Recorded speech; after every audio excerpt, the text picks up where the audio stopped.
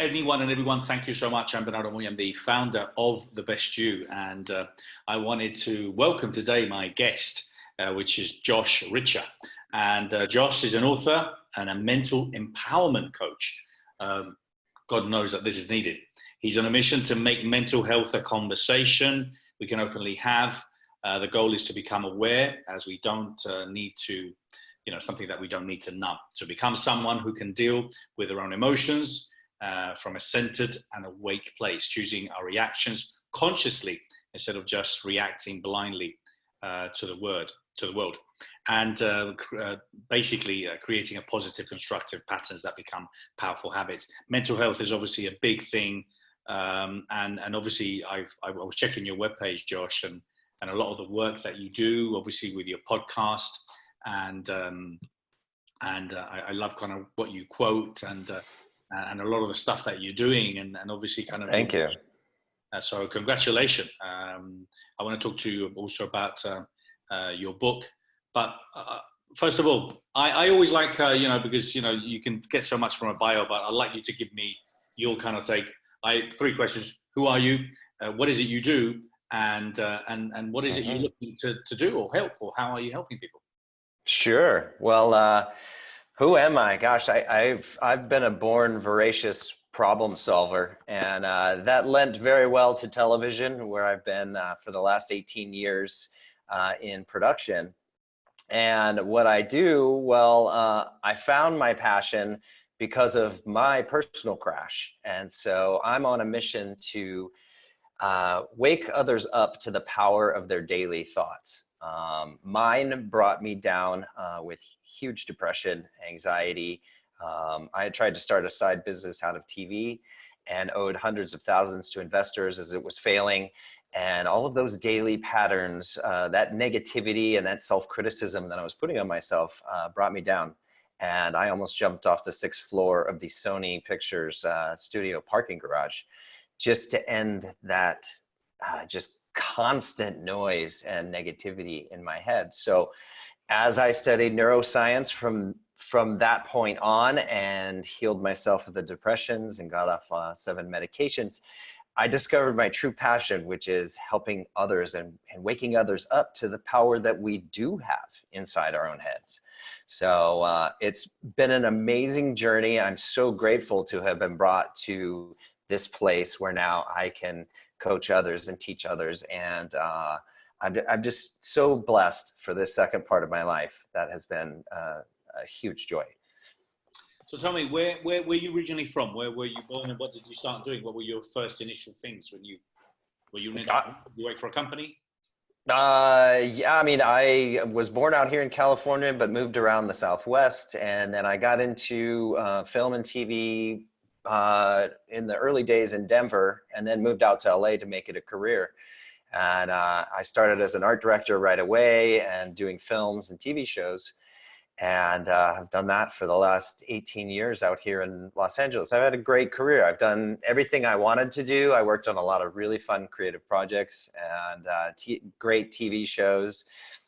We've had multiple Emmys, so very proud of the work I've done there. But for me, like, just creating mindless television for people to tune their lives out to has kind of lost a little bit of its luster. And I'm loving teaching people to tune in now to their own selves and listening to their inner dialogues and cleaning that up.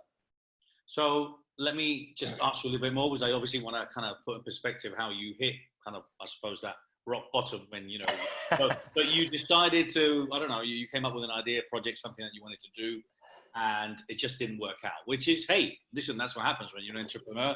It's the name of the game, it's not an easy game. Yeah. And it has setbacks, and that's what it has, but obviously some entrepreneurs are more successful than others because they're savvier, and a lot of the times it's just that mindset.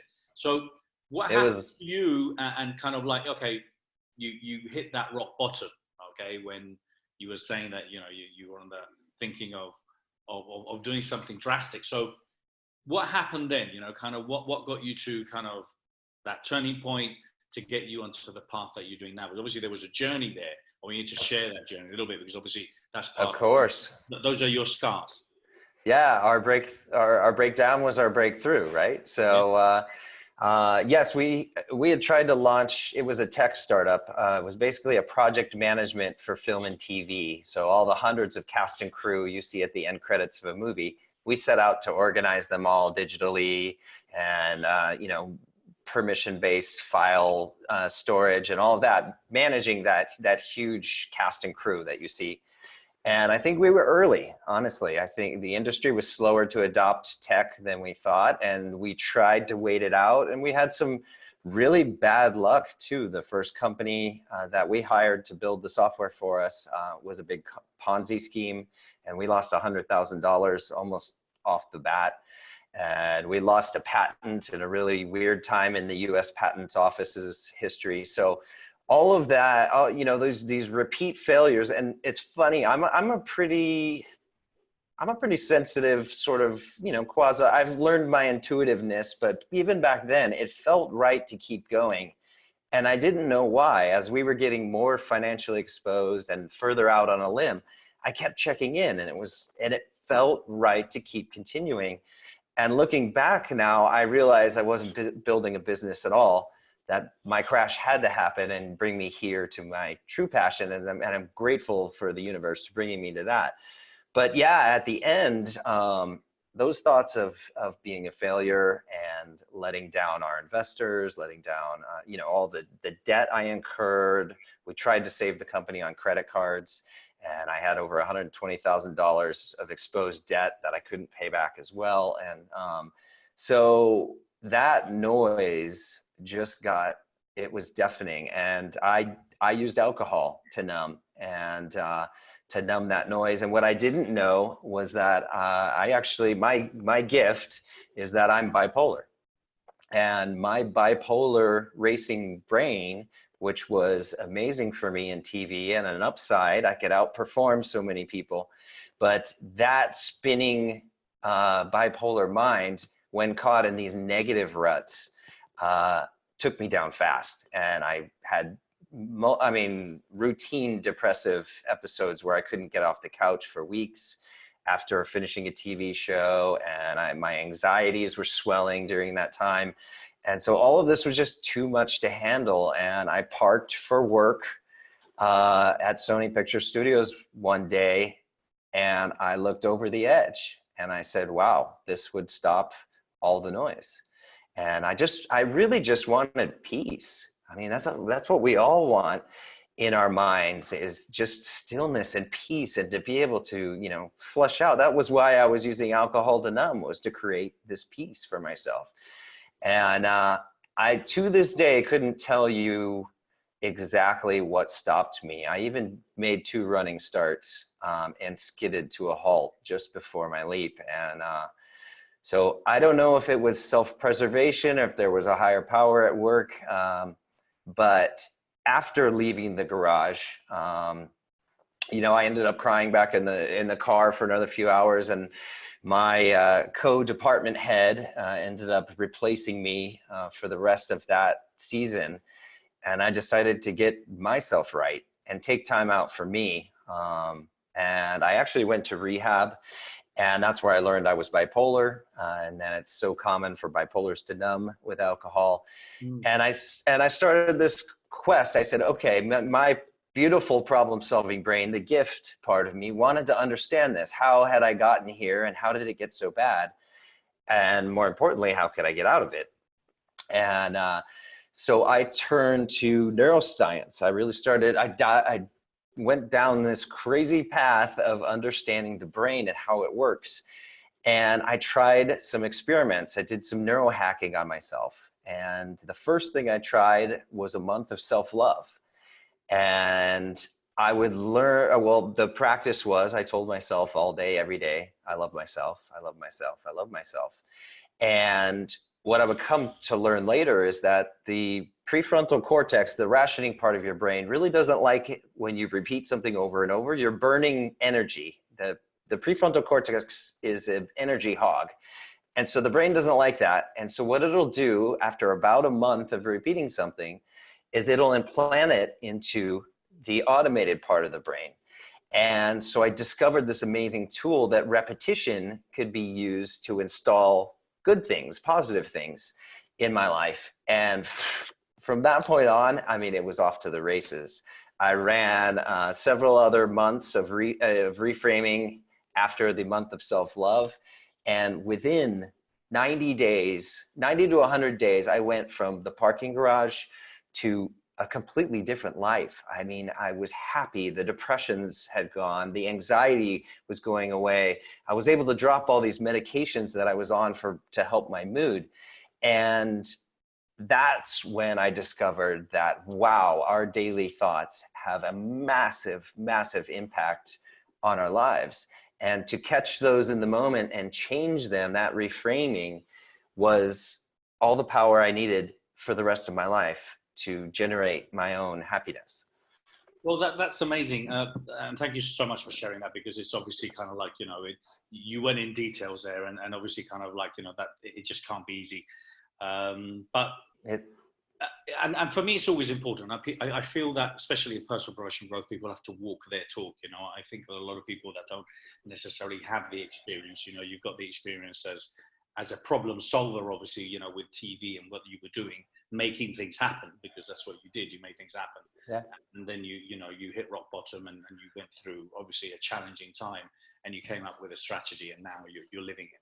So how would you define, if you don't mind, what is it exactly that kind of, and how you help people now? Definitely. Well, I think the first part is realizing that our thoughts do have an impact on our life. And an example that I like to use is think of the last time you bought a new car, and a car that you didn't previously know a lot about. And you look up that car online, and you study that vehicle, and you test drive it, and all of a sudden that car appears everywhere in your world. It's all of a sudden magically everywhere. Well, it's not magic. It's called the Bader-Meinhof phenomenon. And what's happening is that we're passed with millions of bits of information all day long, and the brain is dismissing what's not important, what isn't pleasure-seeking, what's not dangerous. And so the brain is just ignoring all of these things. Well, with the car, when you started thinking about a new vehicle, the brain says, okay, that's important. Now we're going to find that in our view. It's like a lens or a filter to your life. So by focusing on something, it now appears in your world. Well, the same thing happens with negative thoughts and in the opposite, positive thoughts. Yep. Sorry, go ahead. No. I was going to say, absolutely. I was completely agreeing with you that, if you whatever you focus on expands. That's the bottom line. Absolutely. And so I love waking up clients first to the thought patterns that they're having. And, building awareness is the first part. And secondly, now we can tinker with that, and we can play with that, and we can use reframing. And by reframing, I mean, we're catching, we first become the observer of our thoughts. We are not our brain. A brain is just a machine. It's running, it's spitting out data, it's trying to keep us safe. And so first we observe what it's doing, and then we're able to catch these moments of self-criticism, of shame, of pressure, and we're able to choose new words and choose new thought patterns. And that constant choosing of new over time, it's like water in the Grand Canyon. It is, the old patterns took a while to carve that canyon down. Well, the new patterns, we're doing the same thing. And when you get to a certain point, the water will go the new way automatically. And it doesn't take as long as, the lifetimes of bad patterns that we set up. It's about a month, a little bit longer, and the brain will automate this for us. But we can interject, and we can disrupt those old negative patterns. And so I love, like I was saying, first waking clients up to the power they have, and secondly, showing them how they can redirect their thoughts and consciously choose in the moment and create new thought patterns. Well, several things you said there. Obviously, first of all, is the keyword awareness, which for me is kind of this happened to me when I learned NLP for the first time. I was aware of my thoughts. Oh my God, I'm aware of my thoughts. I've never thought about what I'm thinking about. Yeah. And it's also about being conscious about what we're thinking about. And I find that fascinating because, you know, we've all met, you know, negative people that all of a sudden they walk into the room and the room goes dark and you can Yeah. feel negative energy coming in. Yeah. I mean, you're thinking, I mean, come on, don't they realize how negative they are? So obviously kind of this as it may sound very kind of logical to a lot of people and normal and understanding, there's so many people that just don't do it. There's just so many people that just don't focus on the quality of their thoughts and what they're doing, and they don't think about thinking differently. It is. Well, and two, it's really hard to explain how that changes your life and how that alters how you show up in the world. The massive, it seems like the smallest thing. I kind of equate it to, I did a lot of self-help before, and when I was building the business, I was going to success seminars. I mean, 3-day, 5-day, 7-day, super intensive. I was voraciously trying to create change in my life, and I never found it. It never happened because I wasn't changing my thought patterns. So those old patterns were still manifesting themselves no matter how hard I was trying to create change. And so I felt like, at the end, when I learned that the secret was in my daily thoughts, I felt like I had climbed to the top of Machu Picchu and my bloodied hands and knees. And, I had worked for over a decade to find the secret to a better life. And I opened the stone chest and the gold rays came down from the heavens, and it was a pebble in there. And it was the same pebble that's in my front yard. It's your thoughts. And it seems so simple and so small and insignificant, but it makes all the difference in the world. And I've tried everything. Well, and I can tell you, I know tens of thousands of people that have done everything. I know tens of thousands of people that have spent ridiculous amounts of money. Oh, yeah. Doing all sorts of training, and then they don't go down to the basics, which is that pebble, which is understanding how to think and change the way you think, which obviously can bring all sorts of things into your life. Yeah. Now, mental health is a big issue. Absolutely. So you're never going to run out of clients. You obviously picked a great one, but it's a very serious matter, isn't it? I mean, there's it's a very heavy time. Very, very heavy time. I know that in particular, male suicide in the UK is the biggest killer, and we're talking the age of it's the biggest killer, more than cancer, more than car accidents, whatever. When we're talking from the age of 28 to 55. So male suicide, the biggest killer. I know it's one of the biggest killers, obviously, in the US as well, especially people coming out of the armed forces, veterans and things. Yeah. So mental health is a big issue. What do you think can or should or will happen? Because, it's a lot of things need to happen and we need to do things differently. It is. And it's and in my studies, our brains evolved during a much more simple time. And so the speed at which the world has picked up and the speed at which we're being, subjected to external influence, things that are trying to influence us emotionally, that has rapidly, even within the last 20 years, blown up. And what it's doing is it's triggering our primitive minds. And that's why we're seeing these manifestations of depression, suicide, mass shootings. All of these are just manifestations of dis-ease, discomfort that's going on inside of these people. And firstly, what I want everybody to know is that, you're not broken and you're not flawed and you're not to be shamed to think that your life isn't working. You're human. We all are, and we're all being triggered like crazy right now. So I firstly want to shine the light in the dark corners. I'm bipolar. I abused alcohol to numb the pains of the world and my painful emotions. And so I get it. I'm with you. We're here. We're human. Let's get through this and let's learn some tools that we can implement into our daily lives and create change, positive, lasting, happy change. I've been doing this for a long time now, and it doesn't go away. It's not that self-help that you read and you're good for a couple of weeks and then it slowly fades. This is a lifestyle, choosing your thoughts daily and consciously, by my own design or by your own design, and that generates a new life. So you've shared already a couple of techniques and ideas here. What are the kind of things what type of people do you help with, or what kind of people do you help, and what are the kind of like the common techniques that you use when it comes down to helping individuals for quick dramatic change? For sure, repetition's a big tool, and then I talked about the months of reframing. So after my crash, I tried to find the one word that, once I learned the self-love and I could install, this into my brain and my subconscious, I was like, wow, well, what can I remove? And I thought of one word that encapsulated my whole crash, and it was the word should. Should is a terrible word that we use against ourselves. I was using it in the future. I should be doing this. I should be doing that. And then in the past, I would use it against myself. I should have seen that coming. I shouldn't have done this.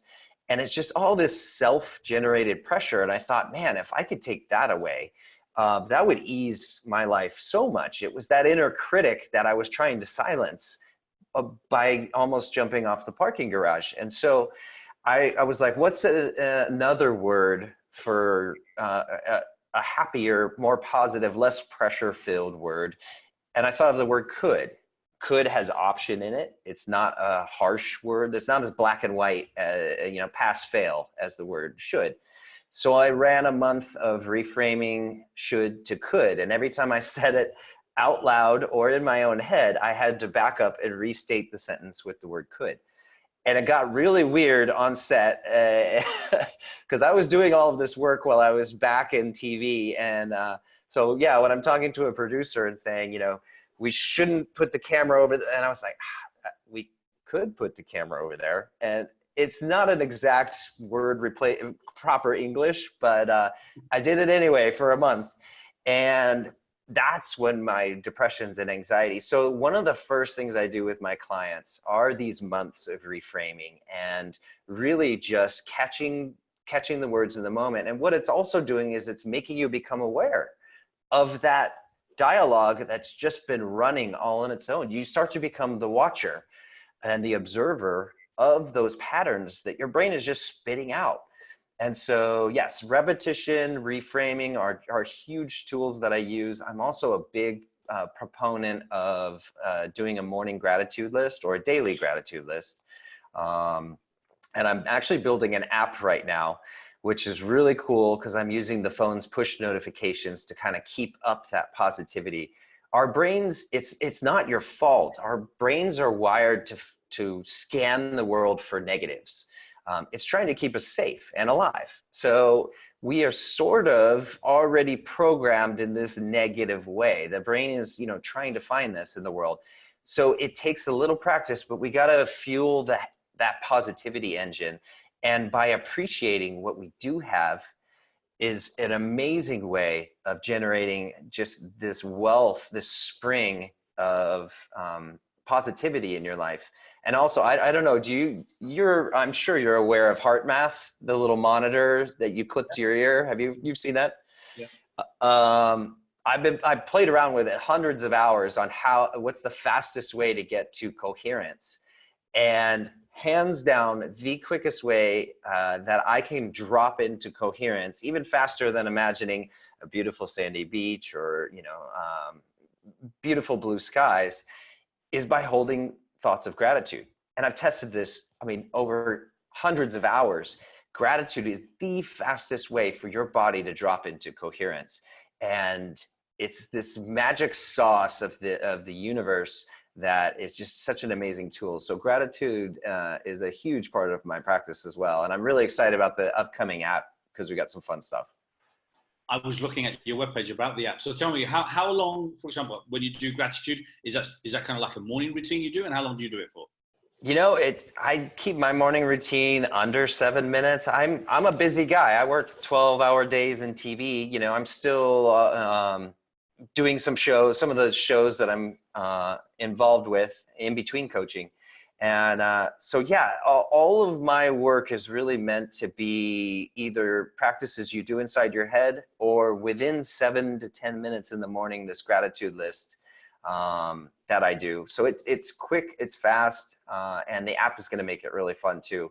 I've got, we're doing intention cards. I wrote 44 of my own intention cards. So in the app, after you do your gratitude list, I do a positive I am statement for the day. I had a great coach years ago that she would ask, what's a lie you're believing today? And flip that around into a positive I am statement. Because we're telling ourselves these stories that aren't based in truth. So let's flip that into a positive I am, and you know the power of I am statements. So we do the gratitude list, positive I am statement, do an attaboy. We often don't celebrate our wins and stop and pat ourselves on the back for the good things that we've done or the things we've achieved. We just often get stuck on this treadmill in life of striving or striving for more. Yeah. So we do a positive, or we do an attaboy, and then I set an intention for the day. And again, all of this takes 7 to 10 minutes. And the app is really fun because if someone doesn't want to write their own intention, they can flip through the deck and decks of cards will revolve, and you stop and a card will flip over, and that's your intention for the day. And I hand wrote all of these myself, and so put a lot of work into it. It's going to be a fun tool. Well, looking forward to it. When will it come out? I'm hoping before the Expo. We're working hard. Good. So yeah. Let me tell you, I mean, kind of one of the things I say is that I think to have the right mindset, one of the things is I just believe a lot of people lie to themselves, permanently and constantly. They're always they're full of crap, basically. They're just saying, hey, I should go to the gym. Oh, I could go to the gym, but basically they're lying to themselves. They're just not going to go to the gym. So I think the holistic approach, which is I call it about everything you do, is part of who you are. So obviously kind of like exercising, meditating, eating well, reading well, being surrounded by good, positive people. All those things have obviously a massive impact in being a bit more congruent. Do you agree? Yeah, absolutely. It's funny, and this is probably a good point to talk about this. When I started doing this work, I was trying to achieve something. I was trying to achieve change in my life.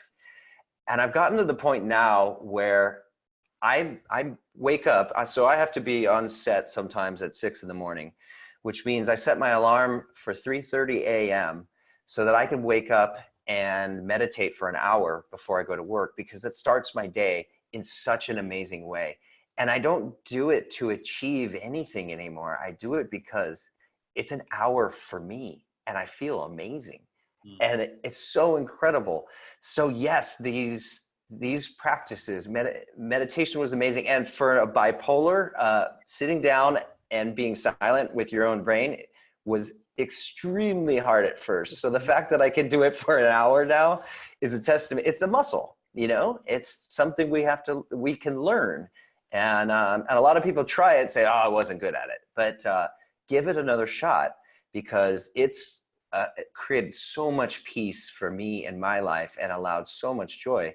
And yes, it's like fueling my body with good food now. That self-love that I ran and that month of self-compassion really made me want to take care of this vehicle, this vessel that we've been given. And so, and I think, it's interesting. It's not for anything anymore. And it's just for the joy, because it feels good.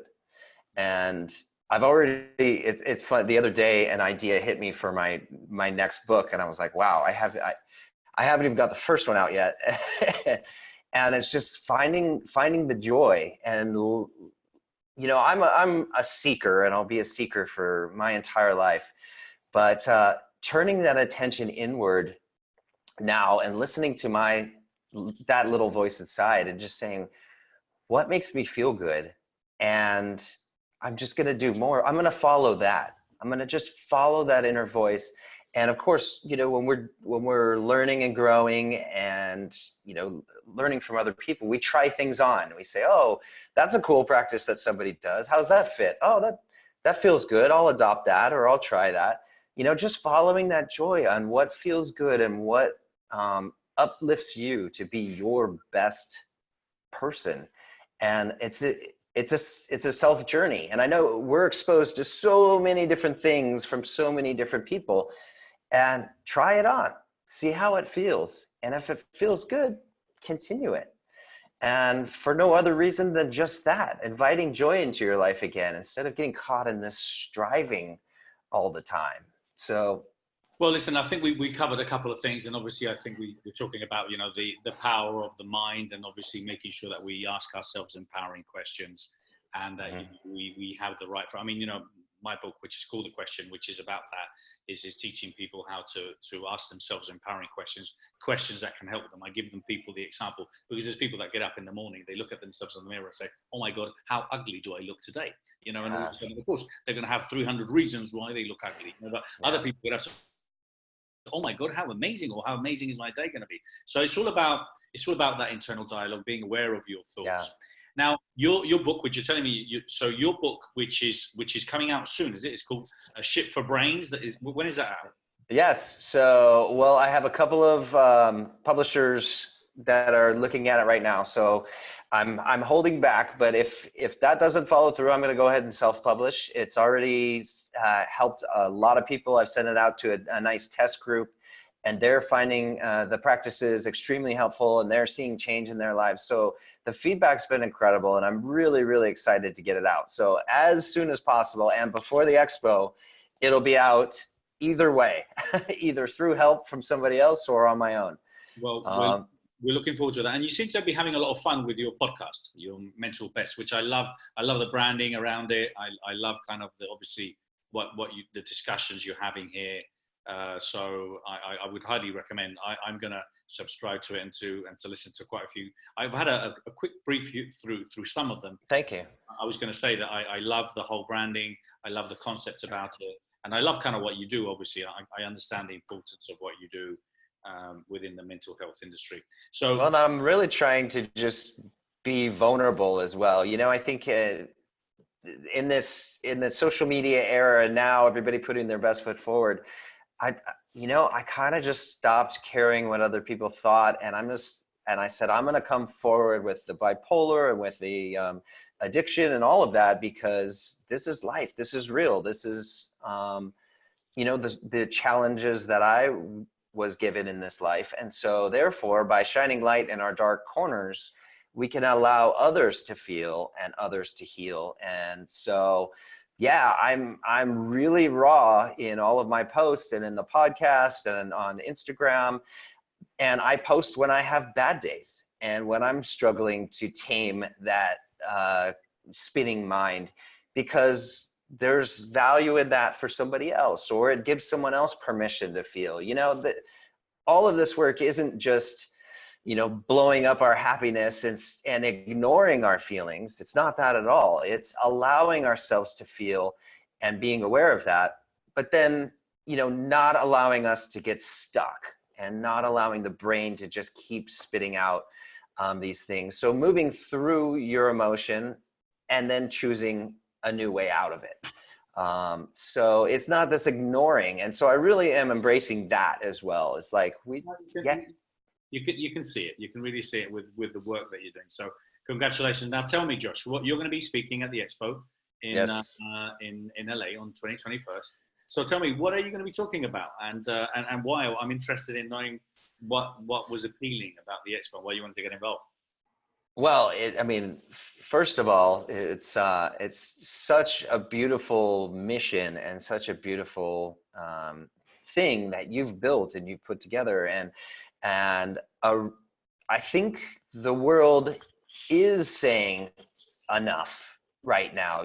Like we talked about all of the negative manifestations. I think people right now are really starting to turn towards truth and say, gosh, my life isn't working. How can I make this better? And I think we're seeing larger numbers of seekers and people not just, in the normal self-help world, but trying to expose themselves to a lot of different ways that they can create, change in their lives and change the things that they're unhappy about. And so putting this expo together where you're exposing them to all of these the health and the wellness and the mindfulness and all of these different stages and beautiful speakers that are going to be there. I'm just so honored to be a part of that. And what I'm going to speak about, my talk is, I'm still refining it. And, but I'm trying to think of a fun little teaser. I'll explain why I called the book Ship for Brains. And I'll explain this analogy when I speak and then go into it more in depth. But I watched it. This realization came from a pretty unlikely place. I watched a documentary about cruise ships. And cruise ships are such large objects in the ocean, they're very susceptible to being pushed around by the winds and changing ocean currents, much like the forces outside of ourselves that try and push us around in life and invite us to get angry or beat ourselves up. These external things that we can't control. Well, most of us, and including myself, live our entire lives on the deck of the ship where we're not actually in control, getting blown around by the external forces, yelling at the wind and yelling at the waves for not getting to our dream island or where we want to go. And there's another part of the ship. There's this autopilot, which is your subconscious, which is trying to keep you safe in the harbor, not actually sailing out to where you want to go. And so that's why we feel this push and pull in our lives. And so what I'm doing with the book and my work is taking people from the deck of their ship where they don't have control up into the captain's bridge. And what we can do is learn some of the buttons and knobs in the control room or the brain. And then we can slightly course correct more often. And we can learn to turn off that autopilot switch, our subconscious that's trying to keep us back in the harbor. And we can finally get to our dream island or where we've been seeking to go across the oceans. And we can brave the winds and the waves. And sure, we're never going to be able to stop those winds and waves. And sometimes even tsunamis roll through. But we can course correct and we can keep moving forward and keep on this path of where we want to go. So that's where the Ship for Brains came from. And I'll definitely be talking about that at the Expo as well. Well, Josh, thank you so much, and congratulations on all of your great work. Anyone listening, because obviously this is going to be recorded also as a podcast, so how can people get hold of you and find out a little bit more about the work you do? Absolutely. Well, the brand is Your Mental Best. So it's yourmentalbest.com. You can search for the podcast on Spotify and iTunes, which is Your Mental Best. And Instagram, I'm very active on Instagram. It's probably where I'm most active. So it's just at Josh Ritcher, and that's Ritcher. And I still have a few free tickets for the Expo, and I put a link on my webpage today. So yourmentalbest.com. And Bernardo, seriously, thank you. I'm just so grateful for you and your work and inviting me on today. This has been a lot of fun. It's clearly a passion of both of ours, and I'm just honored. No, man. Well, listen, congratulations. Great work. Keep it up. And hey, before we realize, we'll be at the Expo together. So I'll see you soon. Can't wait to give you a big hug, my friend. Take care, my friend. Take care. All right. You too. Bye, Bernardo. Thank you.